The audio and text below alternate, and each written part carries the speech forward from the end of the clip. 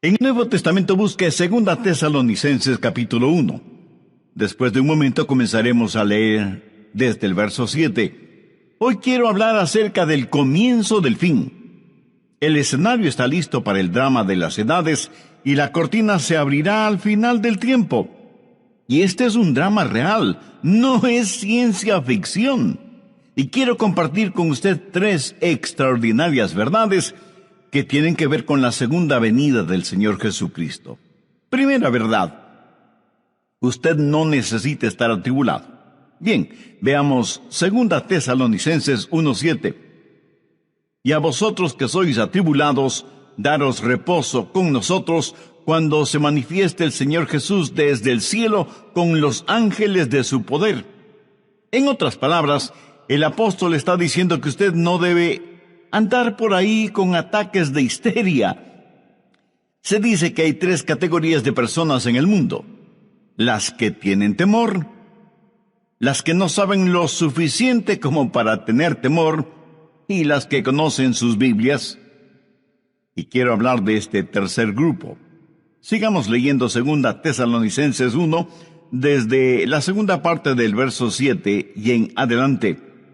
Cuando se manifieste el Señor Jesús desde el cielo con los ángeles de su poder en llama de fuego, para dar retribución a los que no conocieron a Dios ni obedecen el Evangelio de nuestro Señor Jesucristo, los cuales sufrirán pena de eterna perdición, excluidos de la presencia del Señor y de la gloria de su poder, cuando venga en aquel día para ser glorificado en sus santos y ser admirado en todos los que creyeron, por cuanto nuestro testimonio ha sido creído entre vosotros.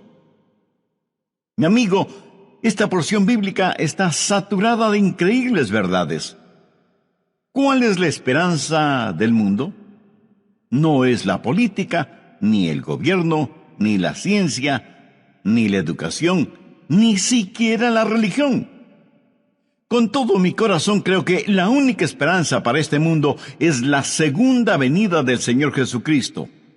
¡Qué glorioso será el día de su segunda venida, cuando será coronado como Rey de Reyes y Señor de Señores! En la actualidad su señorío está encubierto. Más bien, yo diría que está siendo ignorado. Cuando Él vino la primera vez, vino como el humilde nazareno. Cuando venga por segunda vez, vendrá como Rey, como Señor, y vendrá para ser glorificado y admirado por sus santos. Aquel que fue despreciado, ridiculizado, golpeado, flagelado, coronado con espinas, clavado en una cruz y enterrado en una tumba ajena, es el que vendrá por segunda vez. Y aunque su segunda venida será horrorosa para sus enemigos, será un día de gloria para sus hijos y sus hijas. Los santos de todas las edades, al pensar en su segunda venida, no dejaron de orar: ven pronto, Señor Jesús. En el verso 7 leemos: cuando se manifieste el Señor Jesucristo. Note que el apóstol no dice si es que, sino que dice ¿cuándo? No como pregunta, sino como confirmación. Ahora, ¿cuándo será eso? Jesús regresará en el momento preciso. La Biblia dice que Jesús vino la primera vez en el cumplimiento del tiempo. Ni un minuto antes, ni un minuto después. De la misma manera, su segunda venida será a tiempo. Busque Malaquías 4:2. Mas a vosotros los que teméis mi nombre, nacerá el sol de justicia, y en sus alas traerá salvación. Déjeme decirle algo acerca de este sol de justicia. Usted no puede ni acelerar ni detener la salida del sol, ¿verdad? Pues así será la segunda venida del Señor. No podemos ni acelerarla ni detenerla, pero un día Él vendrá nuevamente. Abrirá la cortina de la mañana y alumbrará al mundo con la adorada luz de su segunda venida. Piense conmigo en lo maravilloso de esa mañana. Mire el verso 10 de 2 Tesalonicenses 1. cuando venga en aquel día para ser glorificado en sus santos. La palabra glorificado en el original griego conlleva la idea de admiración, de asombro. Piense en lo que vamos a ver que causará nuestra admiración, nuestro asombro. Vamos a ver la realidad de su amor transformador.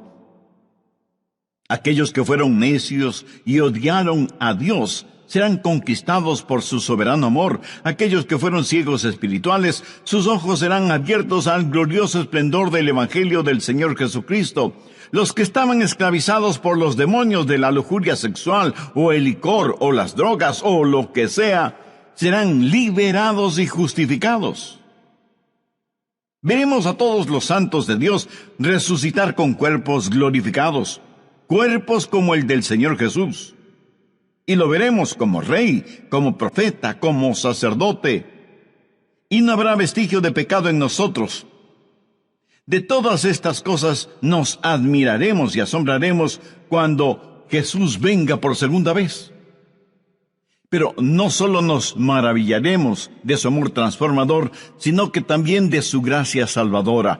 Pablo les dice a los tesalonicenses: cuando venga en aquel día para ser glorificado en sus santos y ser admirado en todos los que creyeron. ¿Qué es lo que nos capacita para ser arrebatados y transformados de esta manera? No por nada de bueno que hayamos hecho, sino como la Biblia lo dice tan sencilla pero sublimemente, por haber creído en el Señor Jesucristo. Su amor es el amor transformador que provocará nuestro asombro, y su gracia salvadora será motivo de nuestra alabanza. Ahora ponga su atención en la frase «en todos los que creyeron». Piensa en eso. Ninguno de ellos se perderá. Ningún hijo o hija de Dios se perderá. Cuando Jesús nos salva, Él nos guarda y protege. Jesús dijo: yo les doy vida eterna, y no perecerán jamás, ni nadie las arrebatará de mi mano. Y no debemos pensar solo en lo maravilloso de su venida, sino también en el testimonio de su venida. Pablo, al escribir a los hermanos en la iglesia de Tesalónica, les estaba dando su testimonio. Hermanos, aquel Jesús que vino, vendrá otra vez. Y ellos creyeron ese testimonio. Pero Pablo constantemente testificaba sobre la segunda venida del Señor. Ese era uno de los puntos fuertes de su predicación, y los hermanos recibieron el testimonio del apóstol. El apóstol les dijo: les hemos dado testimonio a ustedes que creen. ¿Sabe usted cuál será mi mayor gozo cuando esté en el cielo?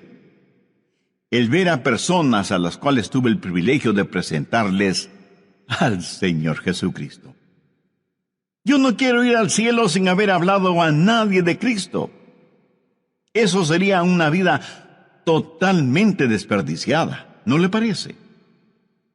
De eso está hablando Pablo, de la segunda venida de Cristo, cuando Jesús nos será revelado como Rey y Señor, de que Él vendrá y será admirado por sus santos, y que nuestro testimonio como creyentes debe mostrar que creemos más en lo que dice la palabra de Dios que lo que dicen los periódicos y las revistas. Pero Pablo dice algo más. No solo que usted necesita no atribularse, sino que la segunda verdad es la siguiente: usted no debe dejarse atrapar. No debe dejarse engañar.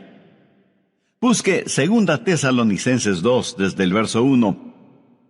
Pero con respecto a la venida de nuestro Señor Jesucristo y nuestra reunión con Él, os rogamos, hermanos, que no os dejéis mover fácilmente de vuestro modo de pensar, ni os conturbéis ni por espíritu, ni por palabra, ni por carta como si fuera nuestra, en el sentido de que el día del Señor está cerca. Nadie os engañe en ninguna manera.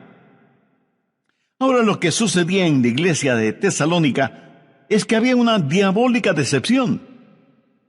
Alguien había escrito una carta falsa, firmada con el nombre del apóstol, diciendo que el rapto ya se había realizado y que ahora estaban viviendo en el día del Señor. Y el día del Señor significa tribulación. Y estos hermanos estaban sufriendo porque creían que el rapto ya había sucedido y que ellos habían sido dejados.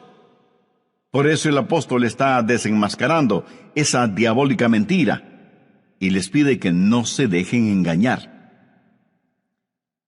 Hay cualquier cantidad de engañadores y charlatanes espirituales, cualquier cantidad de autoproclamados apóstoles, profetas y maestros que engañan a muchos en nuestros días. Y esa es la razón por la que estamos estudiando profecía bíblica. Pablo les dice a los hermanos: confiad en lo que os decimos. No se atribulen, no se dejen atrapar, no se dejen engañar. No se dejen engañar por nadie de ninguna manera. Y comienza a decir lo que va a suceder para que lo sepamos. ¿Y qué es lo que debemos esperar? Mire desde el verso 3.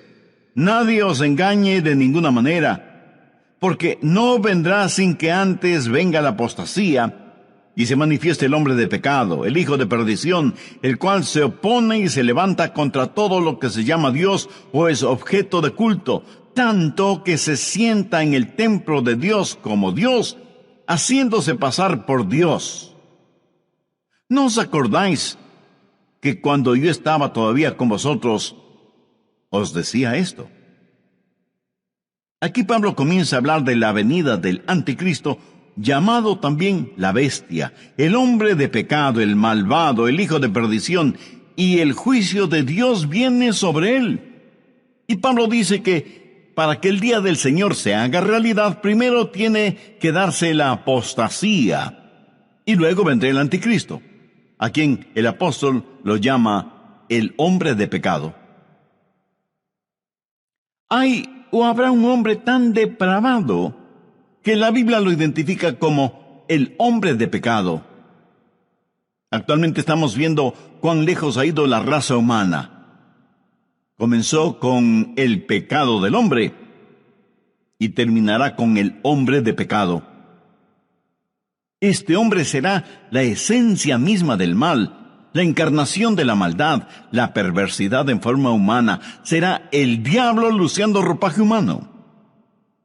En Apocalipsis 13 se lo identifica como la bestia, que vendrá pretendiendo ser el Cristo, pero solo será un Cristo falsificado. Jesús dijo: el que me ha visto a mí, ha visto al Padre. Cuando el anticristo, la bestia, el hijo de perdición, el hombre de pecado, venga, dirá igualmente: el que me ha visto a mí, ha visto a mi Padre, porque será la encarnación de Satanás. ¿Y qué es lo que él va a hacer? Mire el verso 4. Se opone y se levanta contra todo lo que se llama Dios o es objeto de culto, tanto que se sienta en el templo de Dios como Dios, haciéndose pasar por Dios. La suprema ambición del diablo es el ser adorado. Mire lo que él dijo en Isaías 14:14. Y seré semejante al Altísimo. ¿Lo ve? Satanás quiere recibir adoración. Por eso se opone a Dios y a todo lo que tiene que ver con Dios, y hasta llegará a sentarse en el templo como si fuera Dios.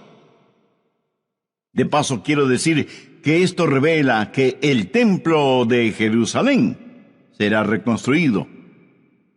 La Biblia enseña que vendrá un tiempo de apostasía, de desviarse completamente de la palabra de Dios, y que durante ese tiempo el hombre de pecado, la bestia, el anticristo, será revelado. Por eso Pablo dice en 2 Tesalonicenses 2:3, nadie os engañe en ninguna manera, porque no vendrá sin que antes venga la apostasía y se manifieste el hombre de pecado, el hijo de perdición. Aquí la palabra manifieste literalmente significa que va a ser expuesto, se va a quitar el velo o cortina que lo oculta. Ahora, si el rapto está cercano, eso quiere decir que el anticristo está ya vivo y presente en algún lugar de nuestro planeta Tierra, y está esperando el momento oportuno para darse a conocer, para quitarse el disfraz. El apóstol Pablo dice claramente que ya está en nuestro mundo el espíritu del anticristo. Anote 2 Tesalonicenses 2, los versos 6 y 7. Y ahora vosotros sabéis lo que lo detiene, a fin de que a su debido tiempo se manifieste. Porque ya está en acción el misterio de la iniquidad, solo que hay quien al presente lo detiene, hasta que él a su vez sea quitado de en medio. Aquí se habla del poder que restringe al diablo. Pablo dice que existe en el mundo un espíritu de iniquidad, y por eso es que la maldad es tan prevalente en nuestros días. Estuvo presente en la época de Pablo, tanto como lo está presente en nuestra época. Estamos enfrentando seres espirituales de maldad que están bien organizados, son inteligentes, invisibles, incansables. La Biblia los identifica como el misterio de iniquidad. Es una conspiración diabólica que se hará más fuerte en los últimos días, liderada por el anticristo. Sin embargo, la Biblia dice que esta conspiración está siendo detenida, restringida. Mire nuevamente el verso 7, porque ya está en acción el misterio de la iniquidad, solo que hay quien al presente lo detiene, hasta que él a su vez sea quitado de en medio. ¿Quién es el que restringe a Satanás? Verá, Satanás no puede hacer todo lo que hoy quiere hacer, pero que un día sí lo hará. Hay alguien que detiene a ese anticristo, a este superhombre de Satanás, para que no haga todo lo que quisiera hacer este mismo momento. ¿Quién tiene ese poder para restringir las actividades de Satanás? Es el Espíritu Santo, cuyo ministerio es el ayudar a los santos. Pero no solo eso, sino que también debe restringir a Satanás. Así que el ministerio del Espíritu Santo es doble: ayudar a los santos y restringir la obra del diablo. Cuando el rapto se haga una realidad y los creyentes sean arrebatados para encontrarse con el Señor Jesús en el aire, el Espíritu Santo que vive en nosotros será quitado del camino. Verá, la genuina iglesia cristiana ahora mismo, llena del Espíritu Santo, es el gran obstáculo en la supercarretera de Satanás. Al diablo le encantaría ver desaparecer la iglesia. El diablo quisiera detener la difusión de mensajes como este que le estoy entregando ahora mismo. Satanás estaría feliz si nosotros, hijos e hijas de Dios, juntamente con nuestras oraciones y el Espíritu Santo, no estuviéramos en su camino, porque le somos un impedimento para sus planes. La iglesia, llena del Espíritu Santo, es la fuerza que restringe la obra de Satanás en el mundo. Y si usted cree con toda razón que hay extrema maldad en el mundo, imagínese lo que sería y lo que será cuando el Espíritu Santo y la iglesia sean quitados del mundo. ¿Está usted lleno del Espíritu Santo? Lo estará si tiene a Cristo en su vida. En el programa anterior vimos 2 de 3 extraordinarias verdades que encontramos en 2 Tesalonicenses 1, los versos del 7 al 10. Primera, usted no necesita estar atribulado. Segunda, usted no debe dejarse engañar o atrapar. Bien, prosigamos con nuestro estudio. Uno de estos días, en un abrir y cerrar de ojos, en un parpadeo, seremos arrebatados.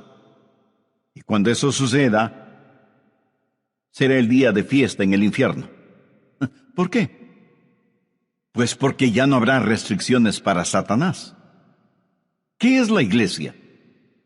La iglesia es sal y luz. ¿Qué es lo que hace la sal? Bueno, hace varias cosas: purifica, conserva, descontamina, pero también pica, quema e irrita. Somos la sal de la tierra y cuando la sal sea quitada, comenzará el proceso de purificación. También somos la luz del mundo. Cuando esa luz sea quitada, las tinieblas cubrirán el mundo. Y cuando el Espíritu Santo que mora en cada creyente, que forma el cuerpo de Cristo, que es la iglesia, sea quitado, en ese momento habrá fiesta en el infierno, porque ya no habrá quien restrinja sus actividades. De todas maneras, y por lo general, los incrédulos no tienen ninguna simpatía por nosotros, los creyentes. Piensan que somos raros, necios, testarudos.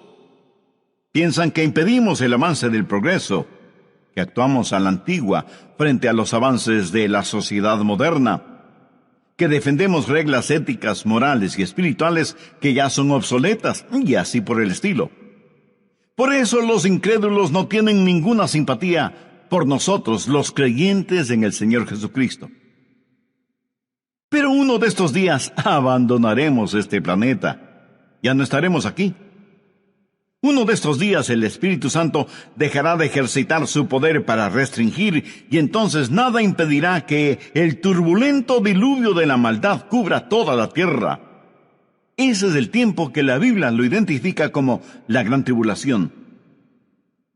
Pablo les dijo a los tesalonicenses que no deben sentirse atribulados, que confíen en sus enseñanzas y que el día del Señor estaba cerca, pero también les pidió que no se dejen engañar con cartas falsas o por charlatanes que mentían acerca de la segunda venida del Señor, y que el tiempo de la tribulación todavía no había llegado. La tribulación tendrá lugar después del rapto de la iglesia, después de la apostasía, después de que se manifieste el hombre de pecado, el hijo de perdición, el anticristo. Cuando usted entienda lo que el anticristo puede hacer, y lo hará, dará gracias a Dios por el ministerio del Espíritu Santo que restringe la actividad diabólica. El anticristo será el diablo encarnado. Ahora escúcheme atentamente. El anticristo será un gran genio intelectual. Su autoridad será sobrecogedora.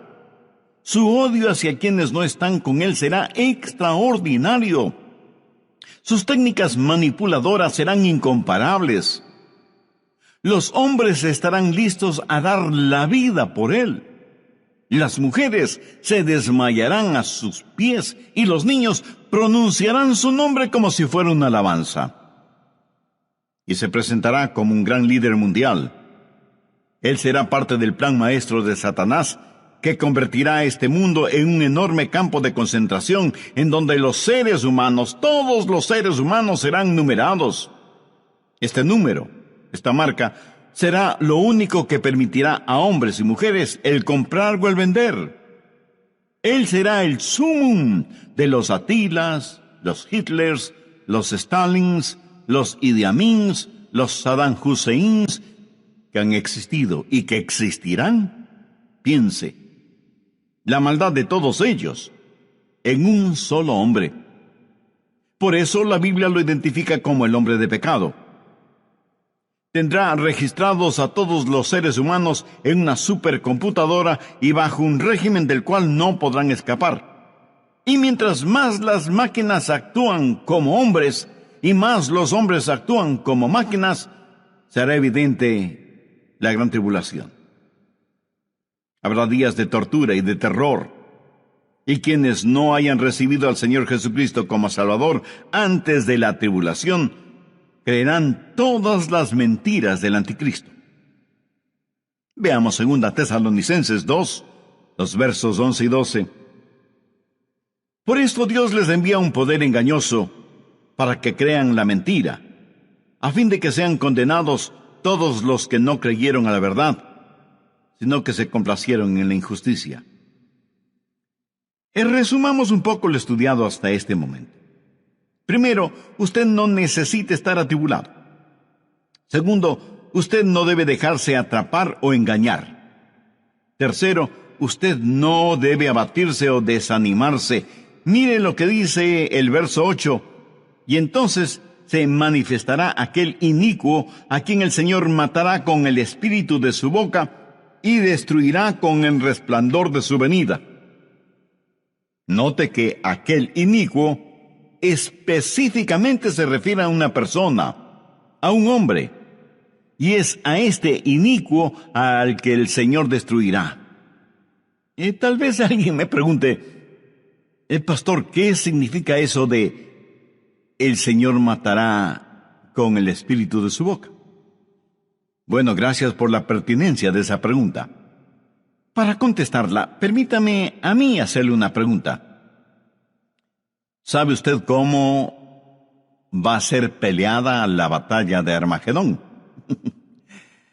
Por si no lo ha notado, la Biblia dice que la batalla de Armagedón se peleará con palabras que saldrán de la boca de Jesús. ¿Cuáles serán esas palabras?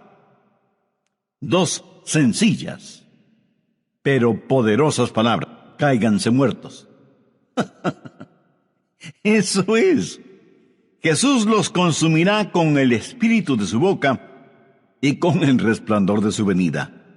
Amigo, amiga, lo que estoy tratando de decir es que usted no necesita estar atribulado, usted no necesita estar atrapado o engañado, usted no necesita ser abatido o desanimado. ¿Por qué?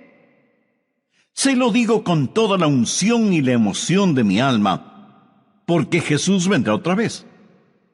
Permítame repetirlo hasta que lo entienda muy bien. Jesús vendrá otra vez. También deseo que aprendan lo siguiente. Hay dos aspectos de la segunda venida de Cristo. Y cuando se habla de su segunda venida, literalmente se está hablando de su aparición física y corporal entre los hombres. No es primordialmente una determinada fecha, sino más bien una serie de eventos que sucederán cuando nuestro Señor Jesucristo venga nuevamente. ¿Cuáles son algunos de esos eventos? En primer lugar, Él viene por su novia, la iglesia, y esa venida será dulce y secreta. Mire lo que Pablo dice en 2 Tesalonicenses 2:1. Pero con respecto a la venida de nuestro Señor Jesucristo y nuestra reunión con Él, ¿cómo será su venida? Busque por favor 1 Tesalonicenses 4:16. Porque el Señor mismo, con voz de mando, con voz de arcángel y con trompeta de Dios, descenderá del cielo, y los muertos en Cristo resucitarán primero. Luego nosotros, los que vivimos, los que hayamos quedado, seremos arrebatados juntamente con ellos en las nubes para recibir en el aire, y así estaremos siempre con el Señor. Así que, primero Cristo viene por su novia, la iglesia. En segundo lugar, Cristo viene con su novia, la iglesia. En el rapto, Él viene para arrebatarnos. Luego, después de la tribulación, Él regresa a la tierra con su novia, la iglesia, para reinar y gobernar. Primero Él viene como novio a buscar a su novia, pero luego regresa como rey soberano a gobernar por 1000 años en la tierra. Serán 1000 años gloriosos de un reino de justicia y de equidad. Y lo que va a suceder será lo siguiente. El Señor Jesucristo destruirá al anticristo. Jesús vendrá en toda su majestad. El anticristo tiene un número, el 666, la marca de la bestia, y querrá que todos los seres humanos la tengan. Usted sabe que el número perfecto es el 7, y en ese sentido, el 777 es el número de Jesús. Ahora, teniendo esto en cuenta, note cómo voy a leer 2 Tesalonicenses 2:8. Entonces se manifestará aquel inicuo, o sea, el 666, a quien el Señor, o sea, el 777, matará con el espíritu de su boca y destruirá con el resplandor de su venida.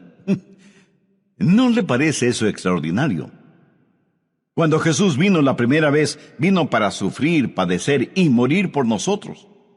Cuando Él venga la segunda vez, vendrá para reinar en poder. Cuando vino la primera vez, le pusieron una corona de espinas. Cuando venga por segunda vez, lucirá su brillante corona de gloria. Cuando vino la primera vez, vino para morir en lugar de los pecadores. Cuando venga por segunda vez, será para ejecutar el juicio sobre los pecadores no salvos, porque Jesús es tanto Salvador como juez.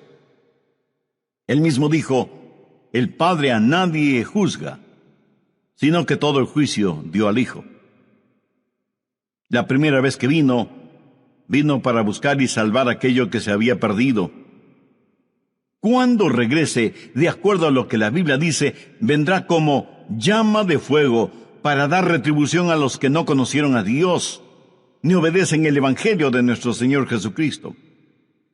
Cuando Jesús vino por primera vez, vino en forma absolutamente humilde. Y aun cuando entró triunfalmente en Jerusalén, lo hizo montado en un burro. Pero la próxima vez que venga, será en poder y gloria.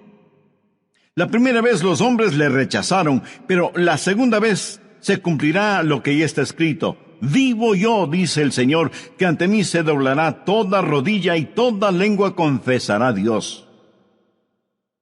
¿Qué hemos aprendido de las Escrituras hoy?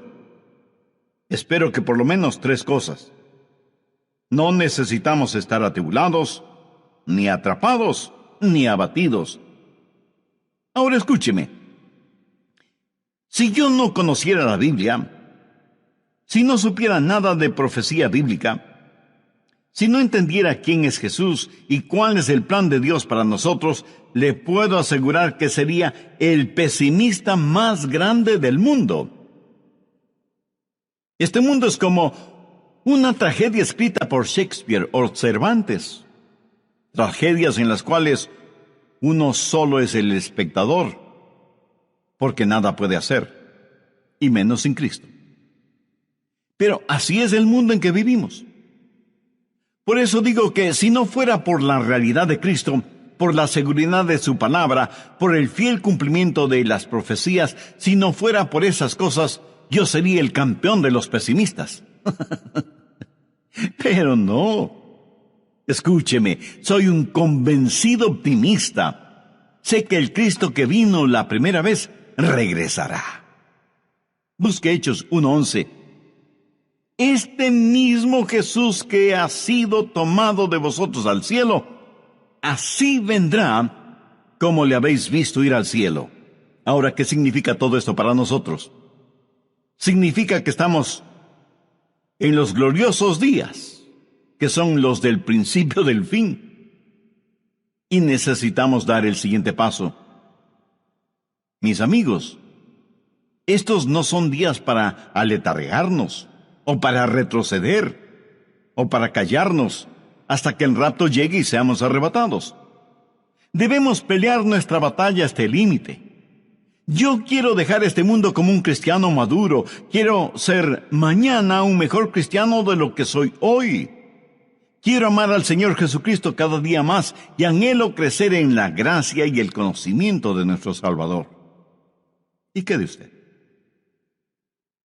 Quiero, como el apóstol Pablo, llegar al final de mi vida y poder decir: he peleado la buena batalla, he acabado la carrera, he guardado la fe.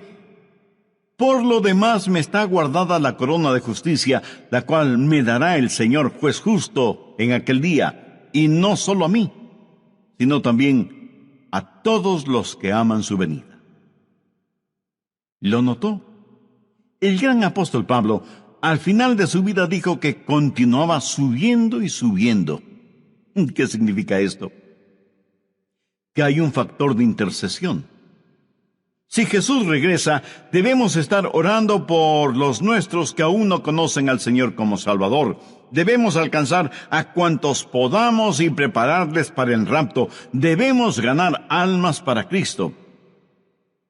Así que no tenemos solo un factor de intercesión, sino también el factor de ganar almas, de decirle a la gente acerca de Jesús. Debemos tener compasión por las almas que se pierden sin Jesucristo, así como también Él tuvo compasión por nosotros. Y hay además el factor preparación. Usted debe sumergirse en las verdades de la Biblia. Este mundo es tan vil y corrompido, y usted necesita defender y enseñar a sus hijos, a sus nietos. Atesore las profecías bíblicas en su corazón y compártalas en su hogar con sus seres amados, y afuera con los vecinos, y en la oficina con sus amigos. Prepárelos para lo que vendrá sobre este asunto.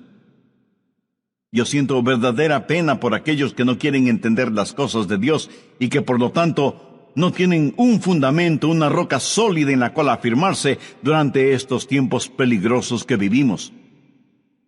Y finalmente, tenemos el factor del consuelo. Gracias a Dios que podemos decir: ven pronto, Señor Jesús. Ahora, si a usted le molesta la realidad del regreso del Señor Jesucristo, eso quiere decir que usted ama las cosas que este mundo ofrece y consecuentemente no ama a Jesús. Porque si usted amara a Jesús, estaría más que anhelante de su segunda venida. ¿Por qué? Porque ese será un día extraordinario cuando Él venga con sonido de trompeta, y en un abrir y cerrar de ojos seremos arrebatados para encontrarnos con el Señor en el aire. Entonces cada uno de los redimidos podrá decir en forma personal lo que en forma tan convencida dijo el rey David: en cuanto a mí, veré su rostro en justicia, estaré satisfecho cuando despierte a su semejanza. ¿No le gustaría a usted también poder decir lo mismo? Y bien puede, si toma una decisión espiritual por Cristo ahora mismo. Si así lo desea, le invito a repetir conmigo una corta oración. Lo que voy a decir es solo para que le sirva de guía, pero usted ore con sus propias palabras. Dígalas en voz alta o en voz baja, o silenciosamente si así lo prefiere. Pero ore con fe, con sinceridad, con convicción, porque esta decisión tendrá repercusiones eternas. Querido Dios, gracias por este mensaje de tu palabra que he podido escuchar. Confieso que no he pensado mayormente en el regreso de Jesús, pero me doy cuenta que eso se debe a que no tengo a Cristo en mi corazón. Sé que soy pecador, y más que tu juicio, necesito tu gracia y tu misericordia. Señor Jesús, tú entregaste tu propia vida en la cruz para pagar la culpa de mis pecados, para perdonarme, limpiarme y darme una nueva y abundante vida. Te invito a que vengas a morar en mi corazón y seas mi Salvador y mi Señor. Ayúdame para ser la clase de persona que tú quieres que sea y dame la fortaleza para que nunca me avergüence de ti o de tu santa palabra. Hazme un instrumento útil y de bendición en tus manos. Lo pido en tu santo nombre. Amén. Cuando por la noche usted entra a uno de los cuartos de su casa, lo primero que hace es accionar el interruptor para que se encienda la luz. Y eso seguramente no le sorprende. Ahora, si al accionar el interruptor nada sucede, usted no dice: ajá, como lo sospeché, esta electricidad es un fracaso. No, usted no dice eso. Lo más seguro es que usted decida averiguar qué sucede. Pueden ser varias las causas por las que la luz no se enciende. Tal vez el interruptor está roto, o a lo mejor el bombillo o algún fusible están quemados, y hasta pudiera ser que no haya pagado la cuenta de la luz. Usted no puede decir simplemente que la electricidad ha fallado, así que no debe sorprenderse cuando Dios contesta las oraciones. Deberá sorprenderse cuando no las contesta. Y nunca diga que la oración es una pérdida de tiempo. Usted puede decir: algo no está bien. ¿Por qué Dios no ha contestado mi oración? Bien, quiero compartir con usted 6 claves para la oración contestada. Y espero que las grabe en su corazón. Son sencillas, nada realmente nuevo, pero algo que necesitamos recordar en una forma más continua y metódica. Para que sus oraciones sean contestadas, primero, debe orar en el nombre de Jesús. Veamos Juan 14, los versos 3 y 14. Jesús dijo: y todo lo que pidiereis al Padre en mi nombre lo haré, para que el Padre sea glorificado en el Hijo. Dios quiere glorificar a su Hijo, el Señor Jesucristo, y esa es la razón por la que debemos orar en su nombre. Y Jesús ratifica esa realidad al decir: si algo pidiereis en mi nombre, yo lo haré. Ahora vayamos al capítulo 16, versos 23 y 24, en donde Jesús hace énfasis en el mismo asunto. En aquel día no me preguntaréis nada. De cierto os digo, que todo cuanto pidiereis al Padre en mi nombre, os lo dará. Hasta ahora nada habéis pedido en mi nombre. Pedid y recibiréis, para que vuestro gozo sea cumplido. Muéstreme una persona cuyas oraciones le son contestadas, y de seguro que esa persona está llena de gozo. Jesús también dijo en Juan 14:6, yo soy el camino y la verdad y la vida. Nadie viene al Padre sino por mí. Y esa es la verdad en cuanto a la oración. No hay forma de llegar a Dios el Padre sino únicamente por medio de su Hijo Jesucristo. Supongamos que usted se pierde buscando una dirección en un lugar que no conoce. Así que detiene a una persona en la calle para que le ayude, y esa persona le dice, vaya derecho 3 cuadras más, luego vire a la derecha, verá una casa blanca con una cerca de madera, entonces vire a la izquierda, y esa es una calle sin salida. Recorra 3 cuadras más, vire a la derecha, y usted le interrumpe y le dice, un momentito, por favor, no puedo recordar todo eso, déjeme anotarlo. Y la persona que le está dando las direcciones le dice, ¿sabe qué? Yo estoy yendo en la misma dirección.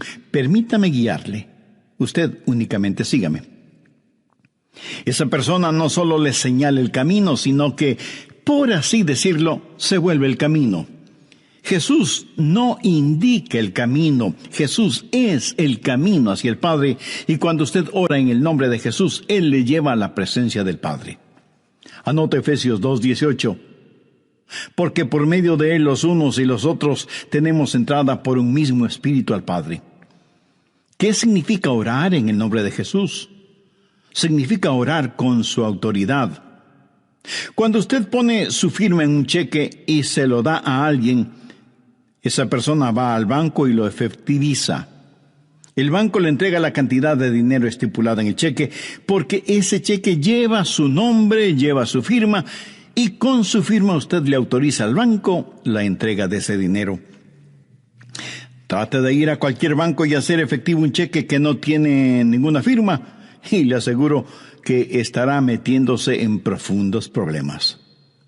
Cuando pedimos en el nombre de Jesús, no estamos simplemente rociando con algún polvito mágico oraciones al decir en el nombre de Jesús, abracadabra, que lo que he pedido se haga. No es así de ninguna manera. Orar en el nombre de Jesús significa, primero, obedecer su mandato. Segundo, hacer algo aprobado por Él. Tercero, saber que eso le dará honor y gloria a Él. Y cuarto, saber que el Padre será glorificado por lo que hacemos en el nombre de Jesús. Si usted ora sin usar el nombre de Jesús legítimamente, no tiene ninguna razón para esperar que su oración sea contestada.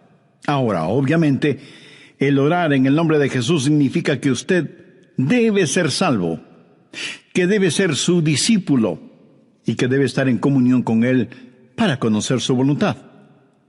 No solo ora en el nombre de Jesús, sino que también ora en el Espíritu. Veamos Efesios 6:18. Orando en todo tiempo, con toda oración y súplica en el Espíritu, y velando en ello con toda perseverancia y súplica por todos los santos. Así como se debe orar en el nombre de Jesús, hay que orar en el Espíritu. Casi al final del Antiguo Testamento hay un versículo muy interesante. Busque Zacarías 12:10.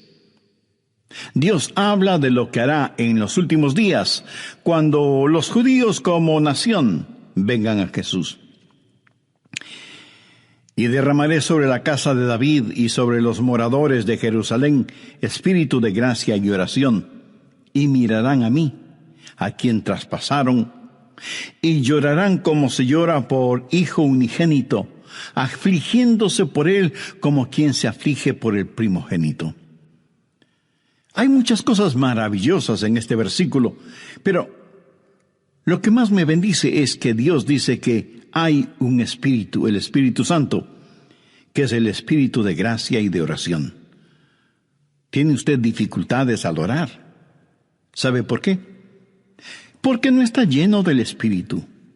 Porque cuando lo esté, la alabanza y la oración fluirán de su espíritu.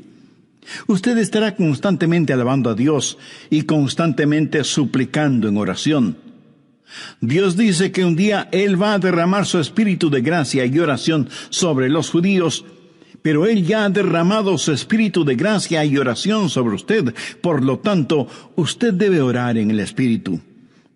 En la pequeña epístola de Judas, el verso 20, dice: pero vosotros, amados, edificando sobre vuestra santísima fe, orando en el Espíritu Santo.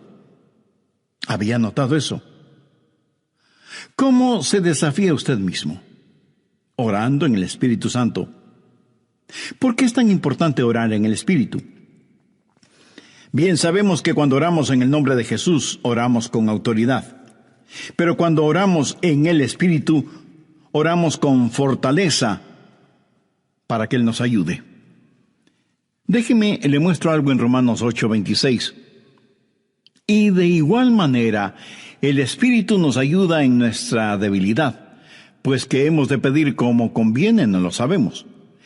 Pero el Espíritu mismo intercede por nosotros con gemidos indecibles. Mi amigo, esto significa que cuando usted ora, no lo puede hacer sin el Espíritu, y Él no lo hará sin usted. Es el Espíritu el que ora. Y Él hace por usted lo que usted no puede hacer por usted mismo. El Santo Espíritu de Dios inspira, guía, pone energía y sostiene nuestras oraciones. Nuestro espíritu humano es débil, y aunque el espíritu esté dispuesto, nuestra carne es débil. Por lo tanto, el Espíritu Santo nos ayuda en nuestra debilidad. No hay ninguno de nosotros que alguna vez no haya dicho: fallé en mi vida de oración. Ojalá pudiera orar más. ¿Por qué no puedo hacerlo? Le diré por qué no oramos más. Francamente, porque somos débiles. Pero nuestra debilidad no debe convertirse en incapacidad, sino más bien en fortaleza, porque la Biblia dice que cuando somos débiles, somos fuertes. Si aprendemos a depender en el Espíritu Santo, quien nos ayuda en nuestras debilidades, inspirándonos, guiándonos y capacitándonos. Más aún, Él nos ayuda en nuestra ignorancia. Pues ¿qué hemos de pedir como conviene? No lo sabemos. ¿Alguna vez ha pensado en eso? Estuve una vez en una conferencia bíblica en Dallas. Al finalizar la conferencia, 2 jóvenes estudiantes se me acercaron y uno de ellos me preguntó: «Pastor, ¿usted ora?». Le respondí que sí. Entonces me dio una pequeña tarjeta diciéndome: «Aquí están nuestros nombres. Somos estudiantes en el seminario. Por favor, ore por nosotros». Yo les agradecí y puse esa tarjetita en mi Biblia. He orado por esos estudiantes, pero no creo que lo haya hecho en forma regular. No porque ellos no me importen, pero una asignación de oración es más que 2 nombres en una tarjeta.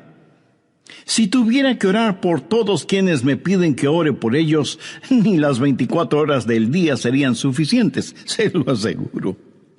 Esa es la verdad. Si usted trata de orar por todos y por todo, su oración, en vez de ser un caudaloso río, se convertirá en un estancado pantano. La oración, para que sea poderosa, tiene que ser canalizada. Cuando alguien me dice que está orando por mí, me siento increíblemente bendecido. Y hay hermanos que me dicen que oran por mí diariamente, y doy gracias a Dios que muchos oran por mí. Pero me entristece la realidad de que hay millones de seres humanos por los cuales nadie ora. Ahora escúcheme.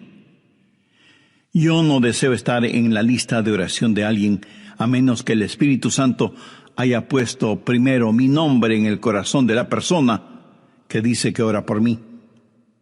Y cuando usted está orando por otras personas en forma individual, muchas veces no sabrá cómo orar por ellos. Por ejemplo, su tía Rosita está enferma y usted ora: Señor, restaura la salud de tía Rosita. ¿Cómo sabe que Dios no está preparando a tía Rosita para llevársela al cielo? Y usted ora para que tía Rosita todavía se quede en la tierra, mientras que, de acuerdo a Juan 17:24, Jesús ora y dice: Padre, aquellos que me has dado, quiero que estén donde yo estoy. ¿Dónde está Jesús? En el cielo. ¿Dónde está la tía Rosita? Todavía en la tierra. En las reuniones de oración, más se ora para que la gente sea sanada que lo que se ora para que la gente sea salvada. Parece que estamos más interesados en mantener a los salvos fuera del cielo que a los perdidos fuera del infierno. No sabemos orar como debemos orar.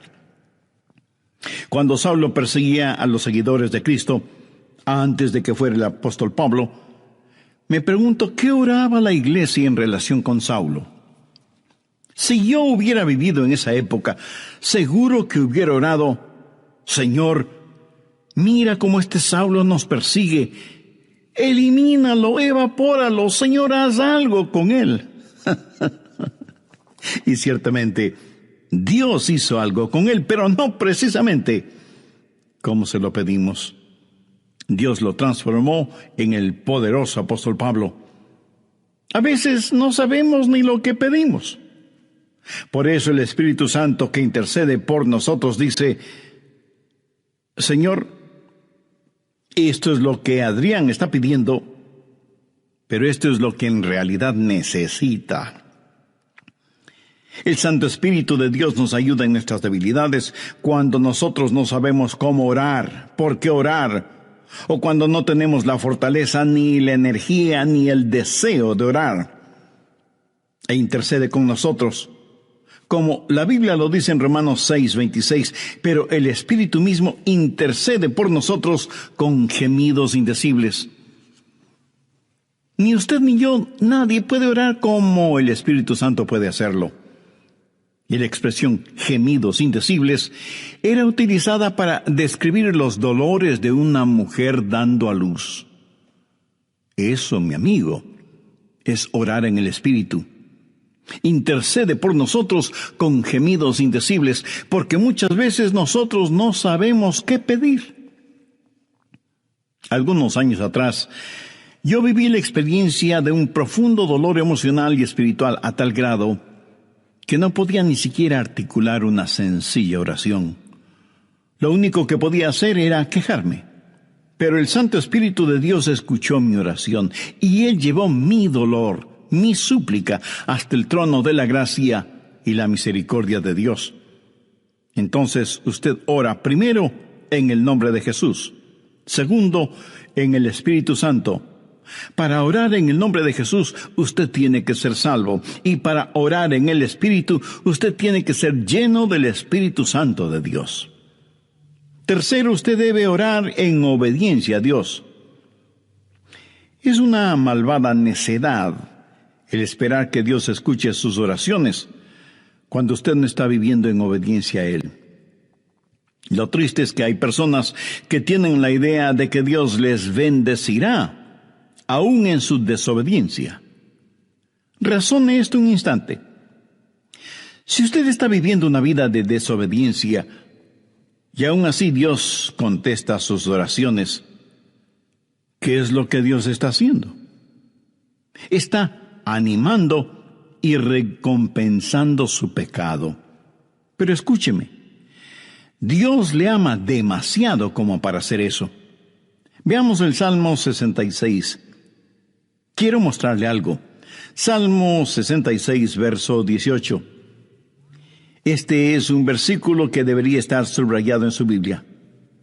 Si en mi corazón hubiese yo mirado la iniquidad, el Señor no me habría escuchado. Ahí lo tiene, en blanco y negro y bien impreso. Y usted no tiene que ser un científico aeroespacial para entender eso, ¿verdad? Muchos hablan de las grandes promesas en la oración. Bien, esta es una promesa. Si en mi corazón hubiese yo mirado la iniquidad, el Señor no me habría escuchado. Ahora, note que no dice, si hubiera pecado, Dios no me escucharía. Dios no le escuchará a usted. Dios no me escuchará a mí.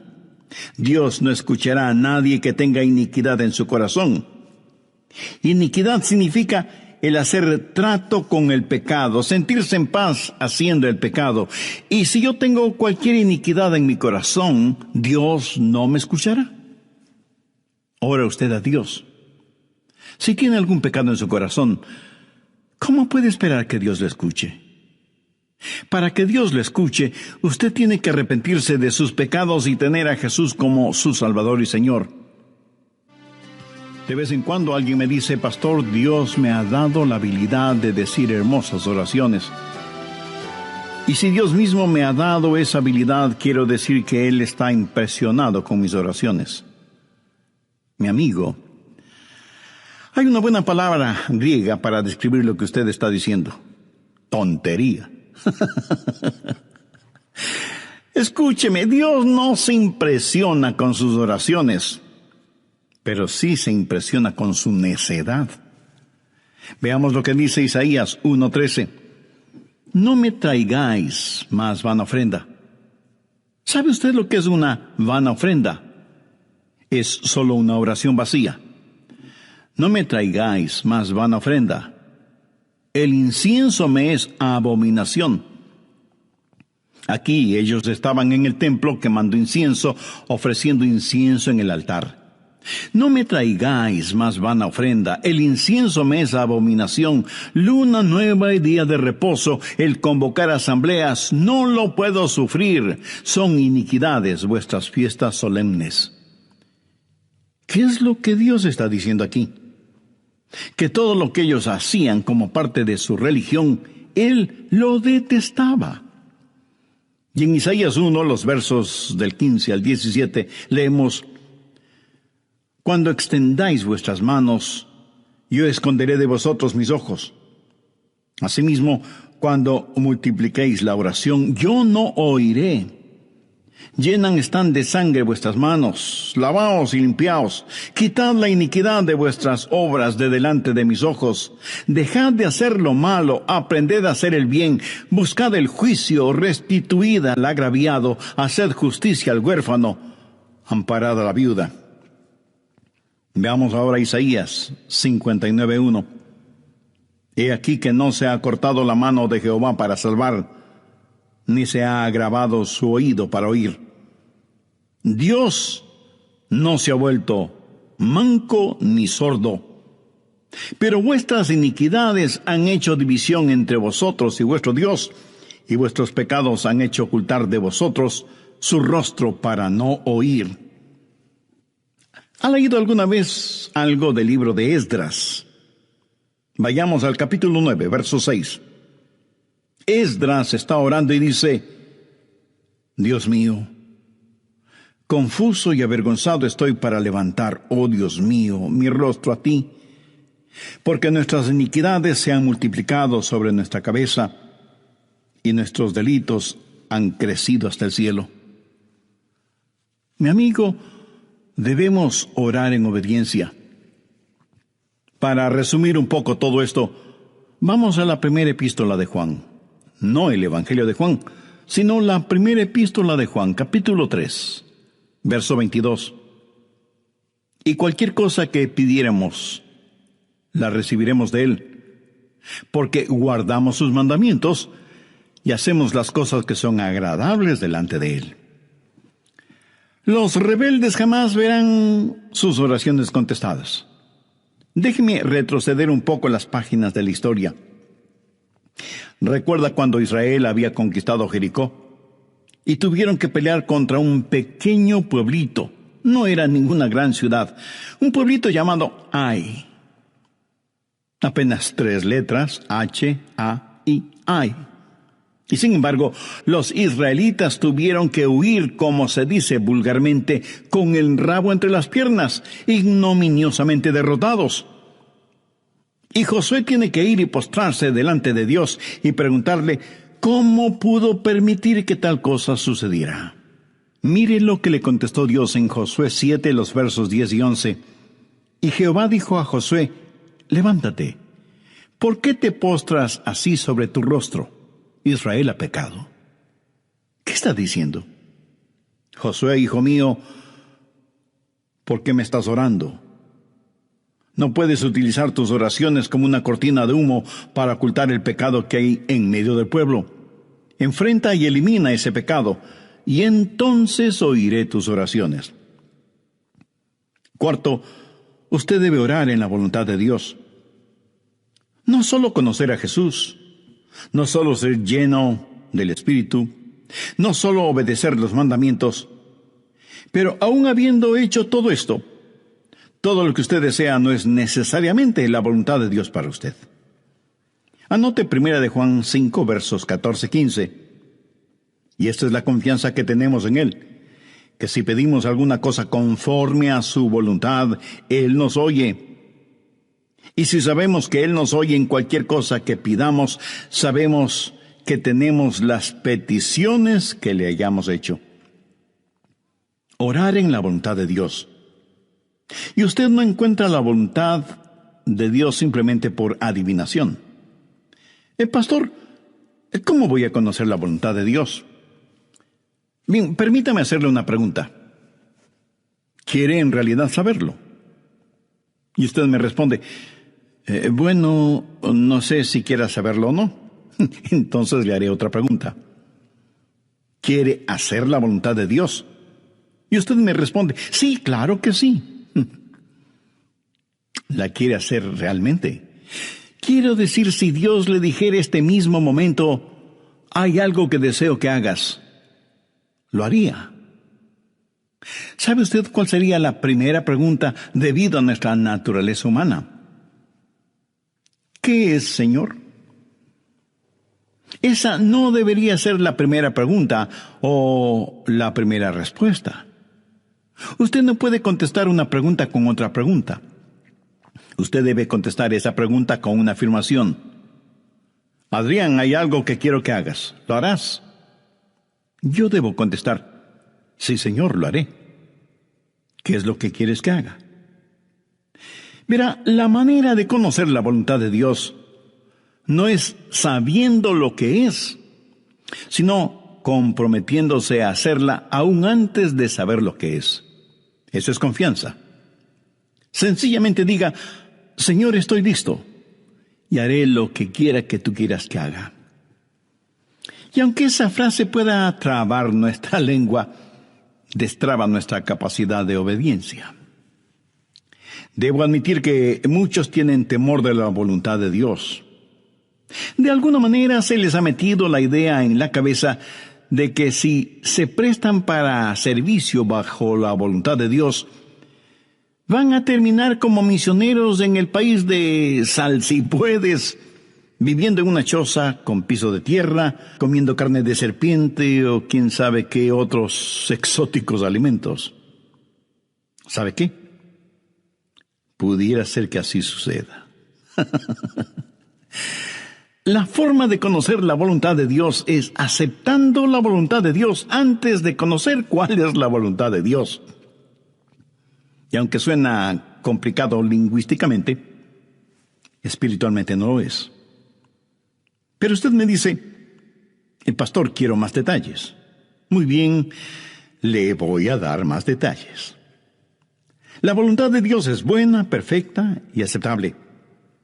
Y si piensa que esto lo digo porque soy muy inteligente, pues siento desilusionarle.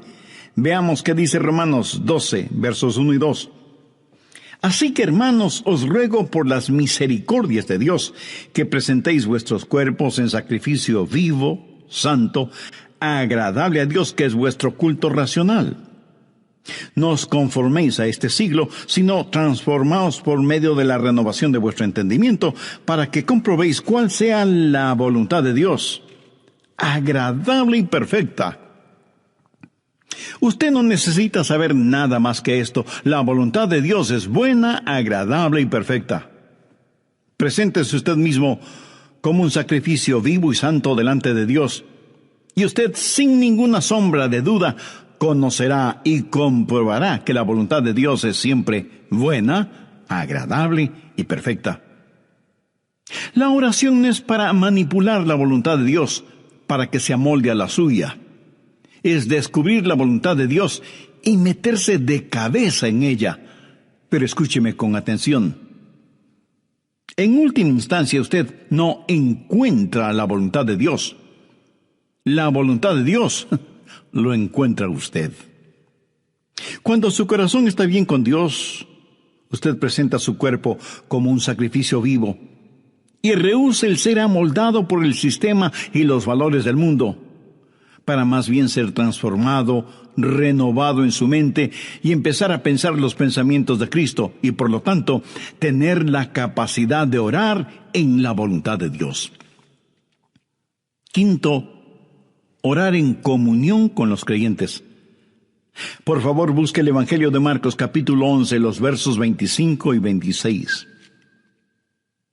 Y cuando estéis orando, perdonad si tenéis algo contra alguno, para que también vuestro Padre que está en los cielos os perdone a vosotros vuestras ofensas. Porque si vosotros no perdonáis, tampoco vuestro Padre que está en los cielos os perdonará vuestras ofensas. Mi amigo, no se olvide que un pecado no perdonado es la más formidable barrera contra la oración. Tantas personas se preguntan por qué sus oraciones no son contestadas cuando están guardando tremendos resentimientos en su corazón. Le pregunto, ¿ese resentimiento, ese enojo, vale la pena tenerlo? Lo que es peor, ¿vale la pena ir acumulándolo, guardándolo, hasta que por fin estalla, hiriendo no solo a quienes motivaron ese enojo, sino a usted mismo? La satisfacción carnal de guardar un resentimiento contra alguien no vale de ninguna manera la pena, porque impide que nuestras oraciones sean contestadas. Escuché de una pequeña niña que una noche, por haberse portado mal, su mamá le mandó temprano a la cama. Pero antes de acostarse, la niña debía orar. Ella así lo hizo. Oró por su hermana y su hermano, oró por su papá y su abuelita, oró por sus amigas en la escuela, oró por su profesora, oró por su perro y por su gato, y finalizó con un alegre amén. Luego, mirando a su madre, le dijo: como habrás notado, mamá, tú no estuviste en mi oración. Me imagino que esa oración no habrá salido de ese cuarto, menos habrá llegado al cielo. Pero hay una profunda lección en esto. Sería una temeraria necedad si alguien, teniendo un espíritu no perdonador, pretende que sus oraciones sean contestadas. Y esto es verdad de manera especial entre marido y mujer. En 1 de Pedro 3:7 leemos: vosotros maridos igualmente, vivid con ella sabiamente, dando honor a la mujer como a vaso más frágil y como a coherederas de la gracia de la vida. ¿Para qué? Para que vuestras oraciones no tengan estorbo. Muchos esposos y esposas, aun siendo creyentes, viven como perros y gatos, son como palo y piedra, y aún así se preguntan por qué sus oraciones no son contestadas. Sexto, usted debe orar en fe. En Mateo 21:22 leemos: y todo lo que pidiereis en oración, creyendo, lo recibiréis. Por favor, subraye en su Biblia la palabra creyendo. Ore creyendo, y todo vendrá. Ore dudando, y nada tendrá. ¿Alguna vez ha dicho: Dios, yo creo, cuando en realidad no creía? Muchos piensan que el decir que creen les será contado como si en verdad creyeran. Estaban mintiendo, ellos lo sabían, y Dios también lo sabía. ¿Alguna vez ha orado sabiendo que Dios escuchaba sus oraciones y recibió una respuesta de Dios. La fe es también un regalo de Dios. La fe no es algo que usted guarde en su bolsillo o en su cartera para gastarla en cualquier cosa que se le antoje. Usted no puede tener fe para nada fuera de la voluntad de Dios, porque Dios no da fe para nada que esté fuera de su voluntad. Y usted no puede tener ninguna fe a menos que Dios se la dé. Y no faltará quien pregunte, ¿por qué no tengo más fe? Si usted pone en práctica lo que he compartido en este estudio bíblico, le puedo asegurar que descubrirá que la fe está ahí. Cuando usted ora en el nombre de Jesús, cuando usted ora en el Espíritu Santo, cuando usted ora en obediencia y en comunión, cuando ora en la voluntad de Dios, la fe está ahí. Pero si estos elementos espirituales no están ahí, tampoco estará la fe. Ustedes, esposos, han tenido alguna vez un argumento. Y si me dice que no, con toda mi cariñosa cortesía le diré que son mentirosos. Cuando marido y mujer tienen un argumento y no lo solucionan, y luego se arrodillan para orar por su hijito enfermo, no se sienten espiritualmente enfermos. No sienten que están actuando hipócritamente. Saben que sus oraciones no se elevarán ni un centímetro del piso y por lo tanto jamás llegarán al cielo. No tienen ninguna fe como para que sus oraciones sean contestadas. Cuando sus corazones sean justos, puros y limpios y palpiten al mismo compás espiritual, entonces tendrán fe. Y al tener fe, esa fe será el combustible para transportar su oración hasta el trono de la gracia de Dios. Jorge Muller, de Bristol, Inglaterra, fue un gran siervo de Dios y un poderoso hombre de fe. Él tenía un diario personal en el cual anotaba todas las instancias de oraciones contestadas y llegó a registrar 25,000 oraciones contestadas, algunas de ellas increíblemente milagrosas, imposibles de explicarlas, aparte de la intervención de Dios. Alguna vez alguien le preguntó a George Muller, ¿cuál es el secreto para que las oraciones sean contestadas? ¿Sabe cuál fue su respuesta? Tenga fe en Dios. Tenga fe en Dios. Ahora, yo no creo que él dijo tenga fe en Dios, sino que dijo tenga fe en Dios. Mira, en realidad no es una gran fe la que necesitamos, sino que necesitamos tener fe en un gran Dios.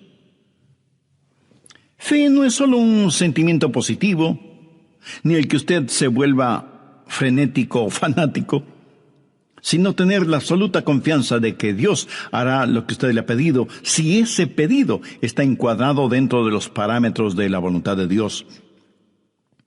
Los discípulos le dijeron a Jesús, Señor, enséñanos a orar. Y ese debe ser nuestro pedido también, para que Dios nos ayude a ser hombres y mujeres de oración. Hay algo en nosotros que se resiste a orar. Preferimos ocuparnos en cualquier otra cosa en vez de orar. Y eso se debe a nuestra naturaleza carnal y pecaminosa. Por eso necesitamos la ayuda de Dios para que amemos de tal manera a Jesús y seamos llenos de su Espíritu Santo para que la oración fluya de nosotros en forma constante y que oremos siempre en el nombre del Señor Jesucristo.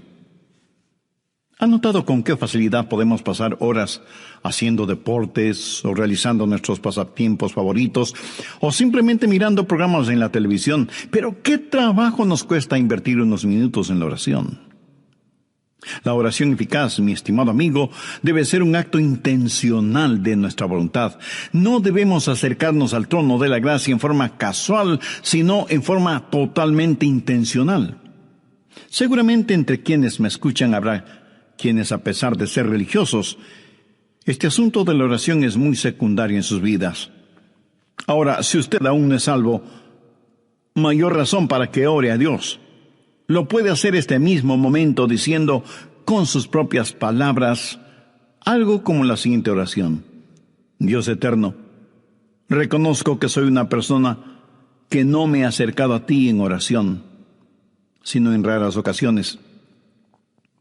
Reconozco también que soy pecador, que estoy perdido y que necesito ser salvo para tener la seguridad de ir al cielo cuando me llames a tu presencia. Señor Jesús, creo que eres el Hijo de Dios y que entregaste tu vida y derramaste tu sangre en la cruz para, por medio de tu sacrificio, pagar la deuda de mis pecados, perdonarme, limpiarme y salvarme. No sé si mi fe es grande o pequeña, pero con la fe que tengo este momento te invito a que vengas a mi corazón y seas mi Salvador y mi Señor. Toma el control total de mi vida y ayúdame a ser la clase de persona que tú quieres que sea. Ayúdame a ser un testigo fiel de tu gracia y misericordia hasta el momento en que me llames a tu presencia. Lo pido en tu santo nombre. Amén.